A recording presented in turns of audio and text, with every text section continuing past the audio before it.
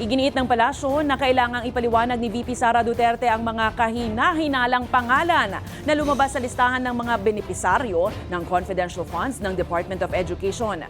Mababatid na may mga bagong kahina-hinalang pangalang lumabas sa naturang listahan. Pawang walang record sa Philippine Statistics Authority. Tulad yan ng Amoy Liu, Fernand Amoy at Jog De Asim. Bago ito, lumitaw na rin ang kontrobersyal na pangalang Mary Grace Piatos, Fernando Tempura, Carlos Miguel Wishi, Raimundo Jane Nova at GP McDonald na tila hilera ng mga tsitsirya. Marami na po ang naglilipa na patungkol sa mga peking resibo na di umano na issue po ng opisina po ni VP Sara.